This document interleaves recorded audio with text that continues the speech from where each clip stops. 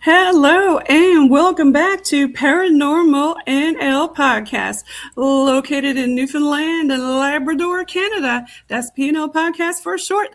I'm your host and founder, Jen Noseworthy. Thank you for tuning in to UPRN, United Public Radio Network, UPRNTalkRadio.com, and that's over at 107.7 FM in Ireland and 105.3 FM on that Gulf. Watch and listen to PNL Podcast every Tuesday at 5 p.m. Eastern with a YouTube live chat watch party with me, your host Jen, and a few BOG team members. Now for tonight's Secrets of Antarctica episode on UPRN Segment 93, I've got a special guest waiting backstage from Nevada and a co-host backstage from North Carolina. Now it's grab your favorite icy beverage, grab a few mystery munchies, and get ready for the show tonight. Paranormal NL Podcast is sponsored by the BOG team. It's a boots-on-ground BOG team doing historical paranormal investigations in Newfoundland, Canada. Now, if you find yourself coming back to the show and you like the content, smash that subscribe button. Gratitude. It all helps, folks. Grab your PNL Podcast and BOG team merch at TeePublic on our Linktree, Paranormal NL Podcast. All BOG team music heard in the intro and the exit is available for download and use on all social media and streaming music platforms. PNL Podcast believes in supporting international paranormal networking and highlighting global paranormal people, places, and things. Now, let's get on with the show. I actually like to give a shout out to who introduced me to tonight's guest, and that's Mr. Mark Eddy from Third Eye Live Podcast. Now, Mark Eddy works with Sir Bryan Bowden over there on Third Eye Live, and they're both PNL Podcast Alumni Network members from season 2, 3, and 4. So give their numerous PNL Podcast episodes a listen. You'll enjoy all of their work. Now, I'm going to bring on stage our co-host, Mr. Rob Shelsky. He's an author. Welcome back, Rob. Good evening. Good to have you. Good to be here.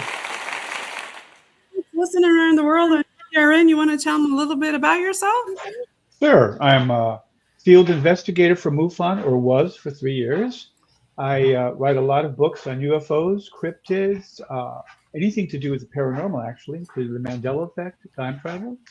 and I just enjoy anything eerie and otherworldly, including ghosts. That's great to have you back, Rob. Now let's bring the man of the hour on stage here, Mr. Brad Olsen. Yay! Let me take you off mute. Brad, welcome to UPRN. For the folks listening around the world, you want to tell a little bit about yourself? Hey, Jen, thanks for having me on the PNL podcast. I'm not sure I ever did a podcast in Newfoundland or Labrador yet, so welcome. First for everything. We're really glad to have you. Down here in America, we call you the Great White North. So yes. Nice to connect to your audience up there, and I'm out here in Northwest Nevada, pretty close to where they do Burning Man. Okay. A ranch in Northwest Nevada, and I travel quite a bit to conferences. In fact, tomorrow morning I'm driving to Sedona, Arizona, and right after that, flying to Germany. I'll be in Germany a week from now talking about secrets of Antarctica and the German U-boats penetrating deep under the continent. We have the smoking gun evidence that they did that, so it'll be interesting to see how well I'm received with the German audience. But just it should be interesting, yeah, because you got a lot of stuff about that in your book. You want to hold up your book? Yep, here it is. Same one on your screen, and chock full of images, all kinds maps, of stuff and in there. A lot of other cool stuff, which we'll get into during the talk. Right. So this is my 11th book. I did 3 in the esoteric series, and I also do a lot of interviews on that because that's all the good stuff.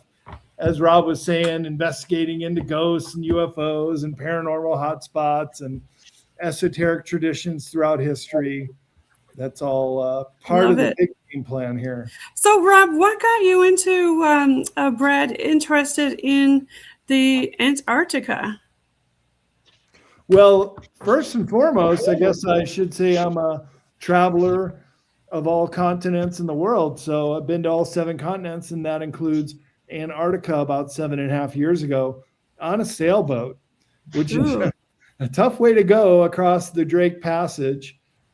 That's cold. That's really cold. Yeah. Well, it's not just cold, it's dangerous. It's a really bad sea. Yeah. It is. So as far as I know, I'm the first and only researcher to self-finance a trip down there to go investigate some of these bigger questions we have. Kind of like a MUFON investigation, Rob. I went down there and talked to everybody I could at the several research station and bases we went to, as well as now, Brad, on the map here, you were up on the finger? Shall I call it that? Exactly. Yep. Okay, perfect. Right in that area in the northern tip of the Palmer Peninsula.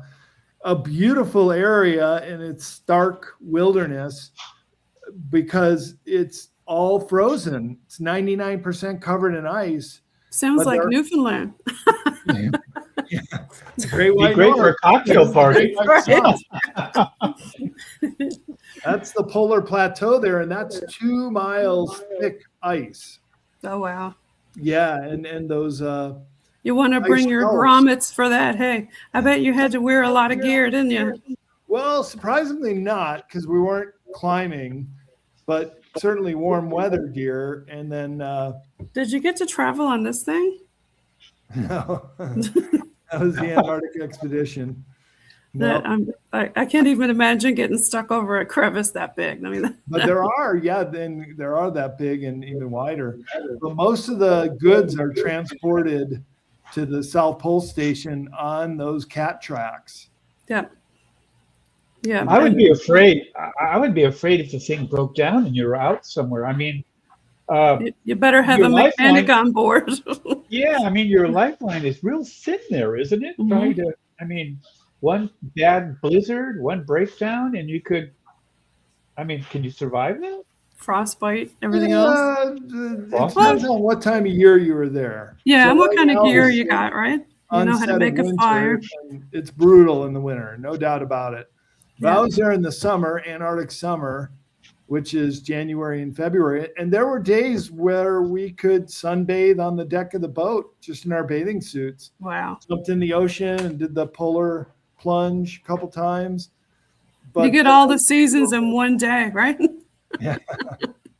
Now, on Do the cover, do they have parka bathing suits too?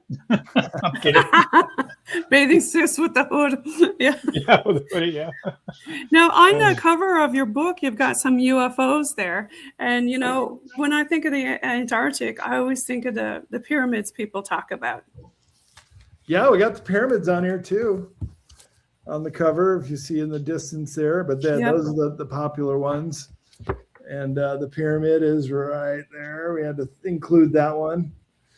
Yeah. Which is called the Great Pyramid of Antarctica. And it's in the Ellsworth Range. And you can zoom in on it on Google Earth and take a look for yourself. And I do like when people use this book as a resource and do their own research on it, because I do give the GPS coordinates on many of these locations. Mm-hmm. I want people to go there and you tell me what you think, because there are several locations with pyramids. This one is the most symmetrical and it's perfectly four-sided, but some people call them nunataks, which are just attractive mountains that poke through the ice. Well, I mean, do you think they're pyramids, really pyramids? Because I'm looking at the picture right now, and I've seen pictures of it before quite often, actually. It looks very pyramidal, but the sides don't look the same size, yes. and they look very rough. Could this not just be the result of glaciation causing this, like the Matterhorn and these other places? They all tend to get that horn. And that would be what a nunatak is, just a mountain that was carved by nature, but coincidentally has a pyramidal shape. But yeah, I think you're right, Rob. The jury is certainly out whether it is made by humans or just a natural artifact. But what do you think? Do you think it's a natural artifact, or do you think it's real? I think it's worth investigating. If I were to ever go back down there, this is one of the places I'd go. Because it's not the middle answer. Don't they usually say there's like whole biospheres down there under the ice? Yeah, there are. Yeah. Right? With all kinds of different organisms we never even heard of before and seen before. But to answer your question, and I do want to answer, Rob. Oh, sure. I think that more it's leaning that it is, or the other one, there's two that are really impressive. Mm-hmm. One is in the Ellsworth Range that you just showed, and the other is in the Shackleton Range. And my friend and one of the stars on Ancient Alien, David Hatcher Childress. Oh, I love Childress. He's awesome. Yeah, he's great. He says if this gigantic pyramid in Antarctica is an artificial structure, it would probably be the oldest pyramid on the planet. And in fact, it might be the master pyramid that all the other pyramids on planet Earth were designed to look like. Wow. So that's why it's a game changer. If it is built by intelligent hand, then obviously we're talking about ancient cultures that once existed before Antarctica became iced over. But why is it such a taboo topic? It's almost like a DARPA type of military op topic or something. Kind of like the same way aliens are taboo. I guess. It's a complete game changer. Yeah. We have to rewrite history as we know it. What do you think about the disclosure, Brad?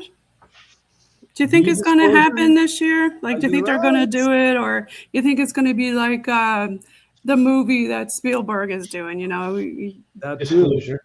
Well, apparently Trump has his disclosure speech already written that Eric Trump's wife said he's going to deliver on or around the 4th of July.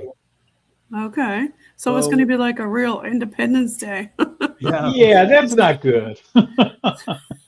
I mean, is there more of a coincidence there than just it being the 4th of July, like in the movie? But you said you had a smoking gun for the U-boats being down there? Yeah, so this is when I'm going to give my presentation next week in Germany. Yeah. I'm going to show these maps and directions for the U-boat captains that came out in the form of after the Cold War. So first they got captured by the Soviets, who got to Berlin before anybody did. Then they were analyzed, but just sat in the KGB and the secret police headquarters until the fall of the Soviet Union. And I don't know if you know this, but if you went to Moscow in the mid 1990s with a suitcase full of hard currency, there were people that used to work at the KGB say, well, I want an alien autopsy video. Okay, yeah, we'll get it for you. We'll go get it for you, yeah. We want alien crashed video and crashed UFO videos. Yeah, they have that too. And a lot of this stuff has been released to the internet. You can find it there. Just like this stuff about Antarctica and these maps. But they're only now just reaching the Western world. They're only now coming out, first to reprint many of them, including the in German U-boat directions to a place they specifically call Agartha, under the ice in Antarctica, about 300 or 400 miles deep. And so I got this from this research assistant I worked with. His name is Frank de Kamer in Europe, and he reads and speaks in German. He plotted this out. This is where those U-boat maps go. Almost dead center in the continent, close to where the South Pole Station is, over 2 miles above in the ice. But there's a giant hole in the ice near there too, which is another way, I think, connects down to this inner ice realm. And this is what Admiral Byrd wrote about in his diary, is visiting this, quote, Buck Rogers City. They recently found a U-boat also, I want to say it was St. Lawrence Straits near Labrador. And over in Newfoundland, we had a couple U-boats here shoot, torpedo, and sink some of our ships here during the World War II. Yeah. We've got some of their stuff over in the museum on Bell Island. It's a rich part of our history when you mention U-boats, because we've had a lot of activity up in Labrador with stuff like that. Yeah. So makes you wonder, like, what were they doing so far up north, right?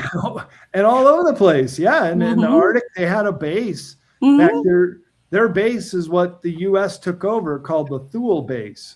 I wonder, were they just using it for like refueling and stuff like that, or was it a full-on base? Well, in the case of the one in Greenland, I think they were using it as a radar or spy station. But what do you need to be all the way up there for? Just like, what do you need to be down in Antarctica for? Yeah. One of the great mysteries of what the Germans were doing in Newfoundland. So hopefully I'll get some answers, because one of the speakers at this conference I'm going to be at, called the Ultimate UFO Conference in Kirchheim, Germany, one of the other speakers his name is Lohar Lotan, and he is the Inner Earth Emissary. So I look forward to speaking to him and seeing what he knows about these realms under the ice. And he's German too. Okay, so he should know a lot about stuff like that, right? Yeah, and we're not even talking about like inside the crust of the Earth. Inner Earth could be under the ice in Antarctica, or these deep underground military bases that are all over the place too. Could be the entrance up there. Be a great place to hide something, wouldn't it? The best place to hide something. Because nobody wants to go up in the ice. Right. I can tell you from my trip there, we hardly ever saw anyone else. I mean, it is very much a barren.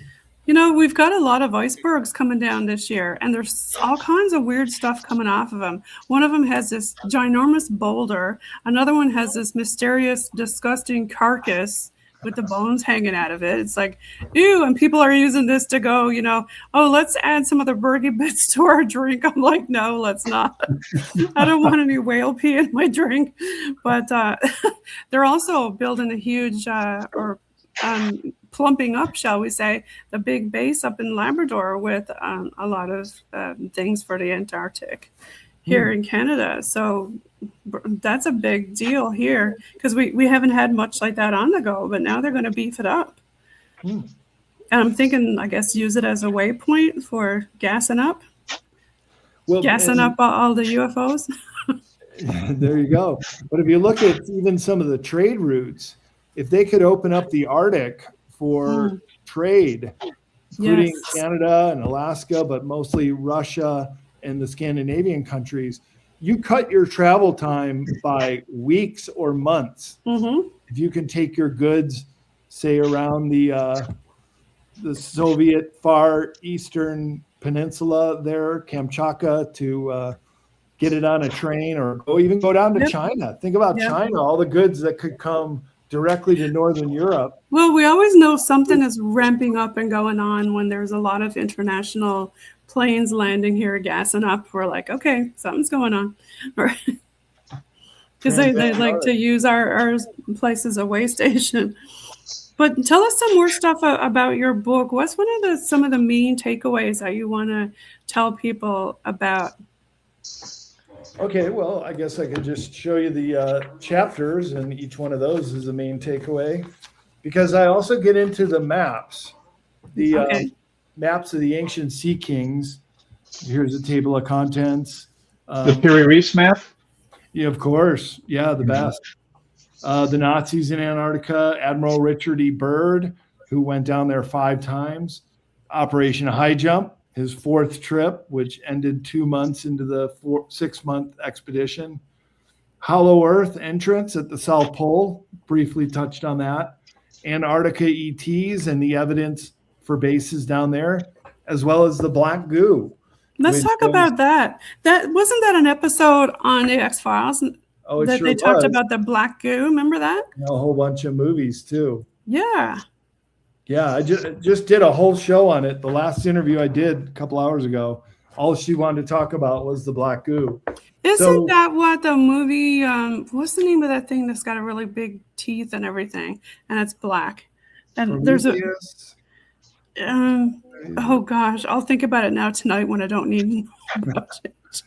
But yeah, there's been a lot of movies done on that stuff, hasn't it? Yeah. Yeah. What do you think? What do you think about it all? I mean, do you think there are aliens definitely down there? And if they are, why are they there? I keep hearing about possibly bases, Admiral Byrd, and all this stuff. Not from me, but from everybody, And sure, it's fairly convincing. I don't see a smoking gun, but I would love to. Well, I mean, it makes sense for biologicals to be down there, something that's ancient that hasn't been discovered for so long, that would affect us. If we were, I don't know. I mean, it's really an inhospitable place to have a base. I mean, could they have picked, I don't know, outer Mongolia somewhere? Yeah. Well, like you said, if they don't want to be discovered, nobody wants to go to the Antarctic, right? So that's a perfect place. Yeah. Well, to answer your question, Rob, let's look at some of the images on Google Earth from Antarctica. Some of these they let us see. Others, there are locations that I've seen are just whited out. Yeah. But then there are these domes where they're so big aircraft could fly into them. That's some kind of underground base. That makes me think about Skinwalker Ranch with the dome aspect of it. You know how they have this all the way around the certain part of the ranch, there's a dome. Yeah. What's that? This was being excavated in 2013, happens to be in Newfoundland, and it's a German base called Konin. You can go on the Wayback Machine here to those GPS coordinates. This is what it looks like now. It's just kind of covered up. I kind of imagine it as being a circus tent, or these are the poles kind of protruding through.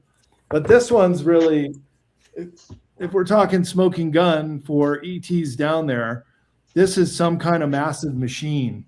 And even the remote viewers from Farsight Institute looked at it and said it's some kind of craft for very tall beings. Make you wonder. A German seasonal base now. And as I said, in 2013, they're digging in there. You can see an airstrip, snowmobile tracks, and they're digging the thing out and getting into it. So that's another place. And what do you think this is all about? I mean, why do you think they're doing this? Well, because there are craft down there. And that's why the NSA is stationed in Antarctica. They have a building at the McMurdo base, which is the largest U.S.-run base in Antarctica. And it's the biggest secret everybody knows about is there's a NSA. Lots of alphabet soup people there. We got to be careful. We don't want to get, disappeared or unalived like a bunch of other people. But, no such agency. They didn't even admit they existed. But they're up at the South Pole, too, because they're protecting the core secret. And that is the massive hole in the ice. So I interviewed Bryan S., who originally came out with Linda Moulton Howe. And I got to talk to him for over an hour last year when I was working on this book. He was an eyewitness to the hole in the ice. And he says it's miles across. You could easily fly a plane into it.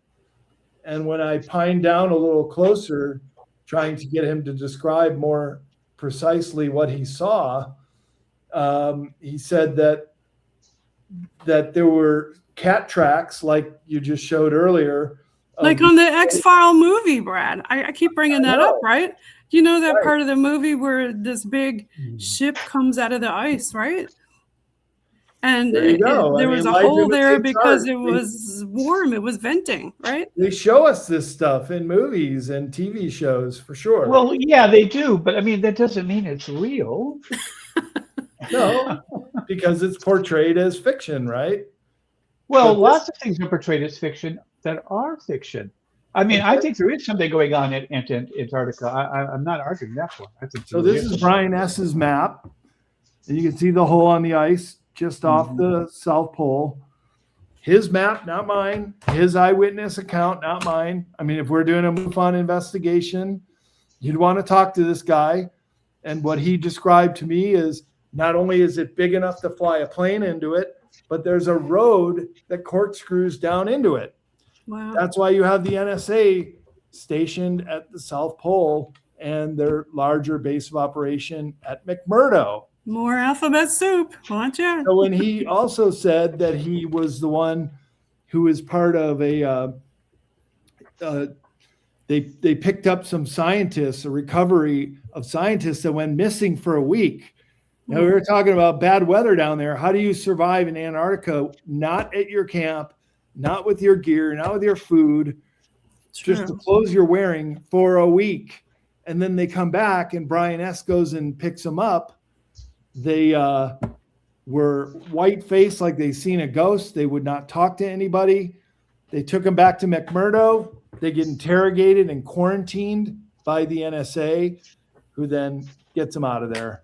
And that's the end of that. So there's stuff going on down there. They're covering stuff up, and it's the big mystery about what it is that's being covered up. And seems like they're doing a lot of tunneling under the ground, Brad. Like there's a lot of earthquakes and stuff like that. Do you think that they're doing a lot of like underground based kind of stuff, or do you think it's just fracking? No, there are bases under there too. Yeah. And that's what the Nazi U-boats were going to. They were building their bases under the ice. Kind of like the Nautilus, right? Yeah. There is stuff on the surface, but it's kind of like wreckage or some of these old defunct UFOs. But I think the real action is when you get 2 miles under the Antarctic ice. And I should also preface that by saying that Antarctica is the most volcanically active continent. So there's 14 known active volcanoes in Antarctica and 93 known geothermal vents, which would have the propensity to open up large under ice domes. And there are also lakes that never freeze.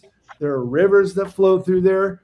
And as you said earlier, Jen, there are whole ecosystems that are yeah. So it's truly the land of mystery. It's a location you could live if you could grow your food hydroponically. Yeah. But why not? And you're totally out of view from radar, drones, satellites, and you could operate down there relatively unhindered. Yeah. What do you mean, no satellites? I was pretty sure we had polar orbiting satellites. There are. They only go over a couple hours each day, and we were able to get on the internet for a short period of time at one base we went to. There's also the Black Knight satellite, which does that orbit from pole to pole, a very unusual orbit of Earth. But if you think about it, at one point or another, doing that rotation over the poles, at one time or another, you will see any portion of the planet Earth. Yeah. Well, then, other than just latitude at one latitude, you'd see anything. After okay, so say there is an ET base in Antarctica, and there quite possibly could be. In fact, I kind of think there might be. But we also apparently seem to have some kind of base in the channel between the Channel Islands and the mainland in California.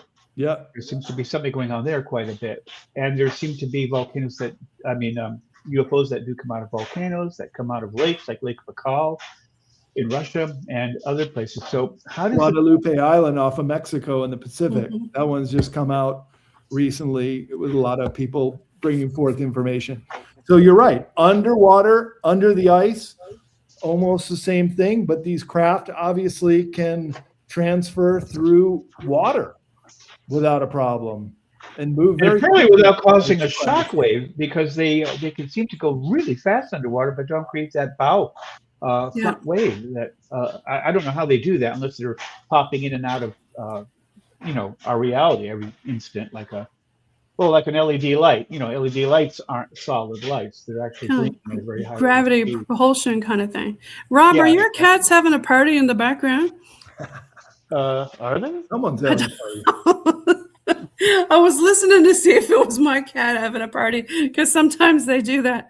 So, when I think about the Antarctic, I think, okay, this place is like an air conditioner for the Earth, and we can't screw it up, right? So if there's too much heat down there, we could have a massive meltdown, shall we say. So when I was getting ready to go down there about 8 years ago, I'm pouring over maps, as many as I could find, just giving me a lay of the land and trying to figure out where I'm going and what I might be able to see down there. But one of the maps I came across, which I reprint in the book here, I'm trying to flip to its page, it shows areas of Antarctica that are melting. And I saw that on the Palmer Peninsula where I went to. But conversely, there are also areas that are cooling down where there's an accumulation of ice.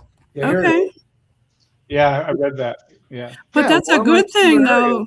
And so that's why you're not seeing the sea levels going over the top. Well, that's a good thing. If Antarctica were ever to slide off, say Eastern Antarctica, then it would be having a full glass of water and putting a bunch of ice cubes in it. Then it would explode with a huge amount of excess water on our shorelines. Well, I mentioned that because there's an awful lot of excessive icebergs this season floating around out there. So there's a lot of icebergs cracking off and floating around this year. So I wonder, is it getting warmer? But you're saying it's being replaced, so that's a good thing. You were talking about I'm sorry, go ahead. Well, it's just, you're right. It's an indication on the climate. It ebbs and flows. We went through the Younger Dryas, which was this warming period, and there have been ice ages on Earth. So there are comings and goings. And in fact, this year was colder than average, whereas previous years were warmer than average. So It seems to be coming back to that inflection point. Ebbs and flows. And you've done a lot of research on this. How long have you been researching this? About 10 years. Wow. Yeah, you put a lot of work into it. Yeah, it's a fascination of mine and a place I went to visit. And now you've also know more about it. It really, I think that disclosure, a meaningful disclosure, could very well come out of Antarctica. So on the back of the book, I say all roads lead to Antarctica. Right. Of course, no roads lead to Antarctica, but what I mean is there could be disclosure-related items that we've been discussing on the show that would completely rewrite history. It would. Is like the pyramids and antediluvian civilization, to any of the other craft ship, to a civilization called Agartha under the ice near the South Pole. I mean, take your pick. Any one of these would just be mind-blowing information to the human race that would inexorably change the history as we know it. It would. And you've done a lot of research on other places. Yeah. Did you want to talk about some of those? Yep. Yep, that's one of your books there. Antox Meadows in Newfoundland, place I want to go, the Viking colony up there. Yeah, I think you would really like that. It's a very interesting place. Very old settlement. And let's see, here's some other places that you've been. Is there any one other place in particular that sticks out in your mind that there would be aliens, shall we say? Do you think that other pyramids have them or are related to them? Well, and the pyramids, they did those scans last year, Filippo Bondi and his team. And the results are that right there under the Giza Plateau, it's a whole city down there. It's many layers, it's many passageways, it's many large cavities. And that too is what I'm saying. This is going to completely rewrite history. That's why Zahi Hawass and the Egyptologists are so anti these scans. But you see, they were doing from a satellite. They didn't need to go. Why they don't want us to know, right? Yeah, they really don't want a lot of people over there. Well, we don't know for a fact that there is anything below the pyramids. They did that recent scan using the odd particle array thing that they use, and it seems to show that. But until we actually dig down there and verify it, it's just a concept. I don't know. Some of those scans are pretty interesting. Oh, I think they're pretty impressive. Yeah, but they could just be natural anomalies causing it. Oh, yeah, true. Yeah. That's like when you go looking for boats on the bottom of the ocean and it looks so much like a boat and you get there and no, it's not the right boat you're looking for. And look at the Millennium Falcon in the what's the sea? The Black Sea or what sea is that over in Asia that Istanbul is the Straits? Oh, you're talking about the Baltic Sea anomaly. No, the Baltic Sea is the one up north, isn't it? Yeah, but there's like a Millennium Falcon kind of craft that is at the bottom of it. Then the Baltic, I thought it was in the, I forget, but I mean, that turned out to be natural. But it certainly looks like the Millennium Falcon when you look at the sonar of it. But when you go there, you find out it's rock. And it is rock. Yeah. It could also be natural. So I'll just tell you what Elena Denon and I had this conversation about it. And she says, it is rock. It is turned to rock. But she said, did you know that most advanced UFOs are organic in nature? Oh. Even if you touch them, it's like a sponge. It will respond to you. And even to fly them, you have to, that's where the headbands and the Montauk chair came from, was working with the pilot's mental projection is how they fly these planes. That's why they never found big looking boards or that they put their hands on a kind of like the biological, the DNA. There's a biological connection. So kind of like when that first movie, the Baltic Sea anomaly, is that it was originally an organic piece of material. Think petrified wood, which was originally wood, but then after pressure and time and age, turns to stone. That's why it turns out to be a stone formation, but incredibly symmetrical. And remember, Mother Nature doesn't create in this perfect kind of symmetry.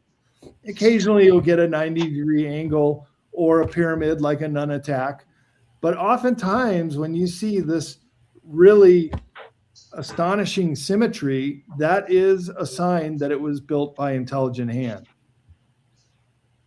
True. Well, all this about the organic ships and the fossilization, and they had mental powers to control their ships, and the ships are organic. Where is the proof of any of that? Yeah, you keep saying that, Rob, but I'll just say the proof is maybe in the way that it was formed or created down there. I'd love to. Some of the AI that we have now is kind of predicting what you're going to do in the future, right? It predicts your moves, and I think about that movie. Remember that one Firefox that came out a long time ago? The jet. And it was kind of reading his mind. Clint Eastwood started that. Clint Eastwood. That was that kind of technology. You never know. Maybe we do have the tech because they say the tech that we have now, that we know about. They already had it like 50 odd years ago or something. Well, yeah, but reverse engineering. I mean, until you have some evidence for some of this, whether it's They're not the shipping gonna show organic. Well, it's just a conspiracy theory until you can find a smoking gun, like as Brad said earlier. That he had a smoking gun on the Antarctica, which is great. I'm not discounting that these things might be real. Absolutely not. I tend to lean to the idea that they do. I mean, look at the symmetry here. Oh yeah. That's not an ice formation. It's very much some kind of large mechanical device. And the fact that they're digging it out and going through it. How do you know it's a mechanical device? Well, I don't see any machinery. All I see is ice and snow. Do you? I'm seeing some kind of grill formation. I think it's probably the images. We've got a little small shot of you. Well, it's kind of like, the Giza. They say that was used for some kind of power generation, right? Because of the evidence that was there. There used to be water around it. They talk about mercury somehow being involved with it. Yeah. Well, right. Yeah, but they found traces, and I'm not sure that you can. It'd be nice to be able to time travel back and see it all. Yes, it would. It would. But how far would you need to go back? That's the thing. All the way. Might as well start at the beginning. Let's start time traveling, then we'll get to the bottom of it. Now, I think, that time travel is a distinct possibility too. So I don't discount this stuff, but I would like to be able to kick the tires of it a little bit, if you know what I mean. Well, do you think that it's not alien, that it's us, that, we knew there was going to be a flood and we just went somewhere else? What do you think, Brad? In the ice? Yeah, the ice. Just like we're working on now to go into the moon, well, maybe we went under the ice. Well, the ice is kind of like a Venus flytrap. If you crash into it, it sucks you up. And then many, many years later, or centuries, or even millennia later, spit you out. Have these. So here's the thing, Rob. Why would they be excavating if it was just an ice formation? I mean, they're all over this thing and pulling it out. Oh, well, I'll be honest with you. I don't think it's just an ice formation. It could be. It could be a rock formation, or it could be something from World War II that the Germans left behind, or something like that. Or, there's people have been going to the Antarctic now since the late 1800s? 1821, it was discovered. Yeah, but I don't think we actually went there. Are very little explored. Yeah. So, I'm playing the devil's advocate because I've written enough books saying that this stuff might be true. But I always end my books by saying, well, here's the information, and I leave it to the reader to decide if they think it's valid. Look into it yourself. I agree. Totally. Brad, do you want to talk about this one, the Future Esoteric? Yeah, so this is one of the 3 books in my esoteric series. This one taking a forward-looking view into utopia-like scenarios where we could perhaps put an end to money and become more wouldn't that be nice? Tap into our superhuman abilities.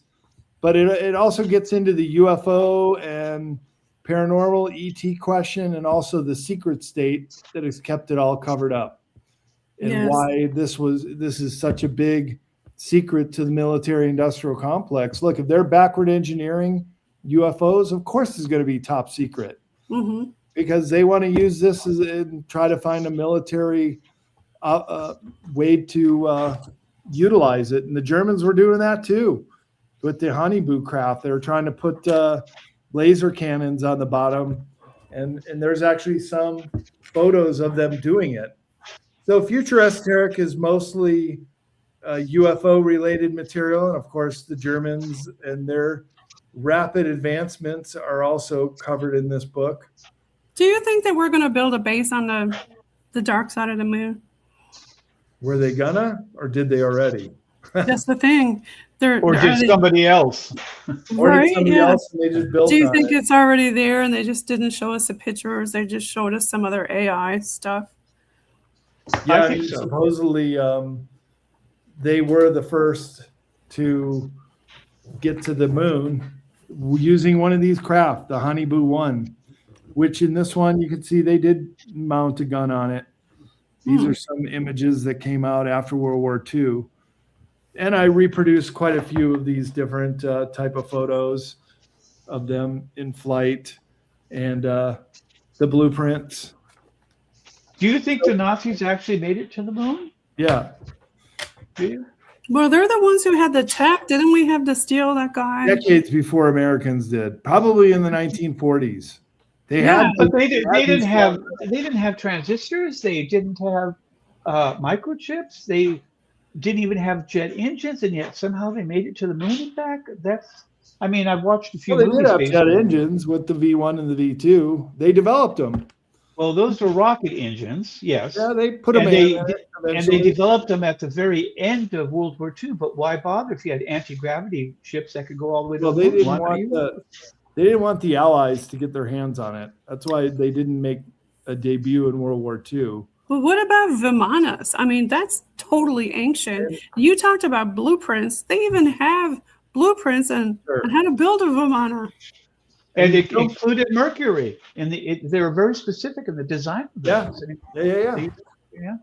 And don't forget, the Germans were doing excavations around the world, especially in Tibet in the 1930s. Oh, really? Oh, big time. And they were but that was the supernatural. That was the for new supernatural things. They were looking for things that would prove that the Aryan race was superior and its mythology was real. So they were looking for the sword that was, stabbed into Christ, and they were looking for the Holy Grail. I mean, Indiana Jones stuff, but it was based on fact.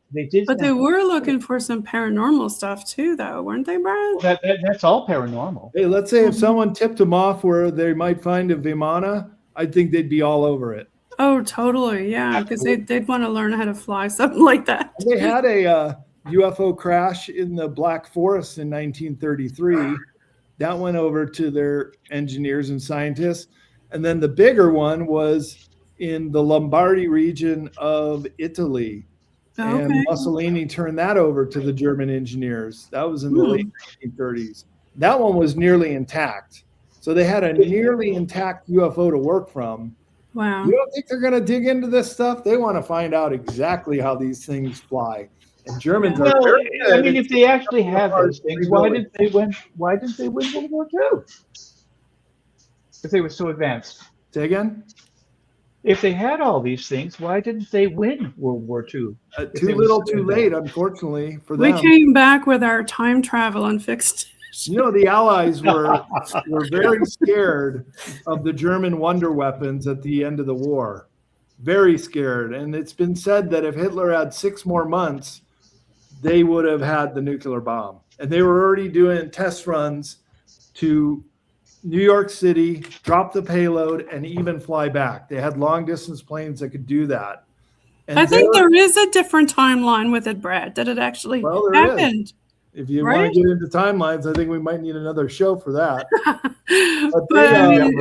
Their engineers came over in Project Paperclip to work on our Manhattan project with the nuclear bomb. Yeah.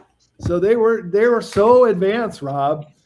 I disagree, because they were experimenting with heavy water, and they had up in Norway that they did. There's even a movie based on it, The Heroes of Telemark.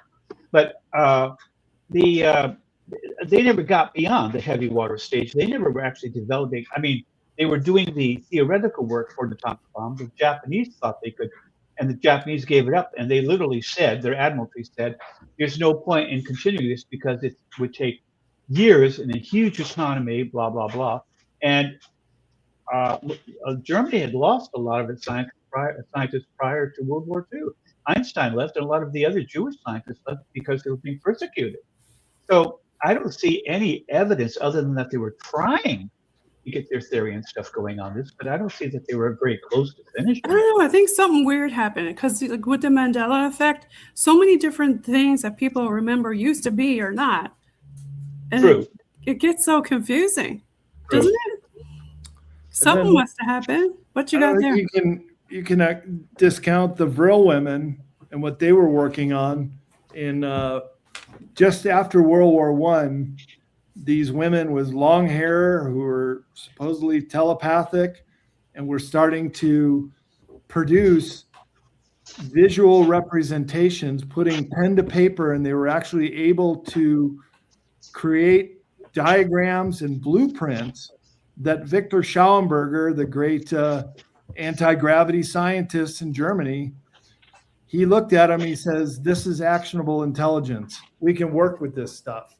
Did he disappear? Many different ways. One of them needed to succeed. Yeah, I just wondered. I heard something about one of them disappearing after they invented anti-gravity. I was wondering if that was the same. Yeah, that's the paperclip one that you were talking about. German scientists, right? Yeah, we got Werner von Braun and Hermann Oberth, who came and started NASA. At Hermann Oberth's retirement party, somebody said, "How did the Germans get so advanced so quickly?" Mm-hmm. He said, "We can't take all the credit ourselves. We had help with our friends from above." Just admitting that would make sense. Alien technology. And not only the crash discs that they were able to backward engineer, but possibly even connections working with ETs, perhaps live. So the start of my chapter about Nazis in Antarctica, I start with that Hermann Oberth quote. It's just so amazing. And he said, "You want to read it? Take credit for advancement in certain scientific fields alone. We have been helped. We have been helped by the people of other worlds." Now, that's not saying working with alien technology. I don't know what is. And it was. But where's the proof of that? Where's its proof? I can say anything, but where's the proof? Okay. Facts or evidence? Anything? Yeah. Hermann Oberth was working on these backward engineered projects, not only in Nazi Germany, but he came here and was helping Werner von Braun with the rocket program, which were basically V2s at the time. Yeah, but they made advancements. But I think they were working with anti-gravitics as well. And our government has that. That's what the triangle craft, the TR-3Bs, is basically anti-gravity. Yes, and that's quite possible. But it's still covered up, Rob. You see, this is where your evidence is. They're in these black projects and black holes. But it's been 70 years. Doesn't some of it come out? It's all covered up by the alphabet soup. You know, people have been seeing UFOs for years, but I think a lot of it is us doing a lot of reverse engineering, right? Because we didn't even hear about a lot of these stealth stuff until very much later, right? We don't see UFOs anymore. They're UAPs now. Right now, they're little balls that's going around because the technology is advanced. I still think that's us, and we did some kind of reverse engineering. But it's also interesting to talk about, Brad, and I really appreciate you coming on the show today and talking about all of your work. I really appreciate it. Well, thanks, guys. My pleasure. It's nice talking to you both. Everybody, where they can find your books and your work? Yeah, cccpublishing.com. And we can still send copies to Canada, but they have jacked the shipping rate. So in Canada, you can find the books in bookstores. We're distributed up there. But I can send some to Canada, but not Europe or the rest of the world anymore. With these stupid tariffs, it quadrupled the price to send goods overseas. But people can buy them on ebook or things like that. Or they ebooks are the best way. And you get all the CCC publishing books are available through ebooks as well. Okay, perfect. And Rob, do you want to give a shout out to your stuff? Sure. I've written 83 books, I think it is. And they are on Amazon Kindle, or you can get them through Simon & Schuster, or you can get them through Commuted Press, or you can just Google them online. They'll come up. Just Google my name. So everybody, make sure y'all follow Brad Olsen and Rob Shelsky. And you're listening in again on UPRN, United Public Radio Network, 107.7 FM in New Orleans and 105.3 FM out on that Gulf. We're going to leave you now with a little bit of Bog Team music. How about a little bit of 80s metal?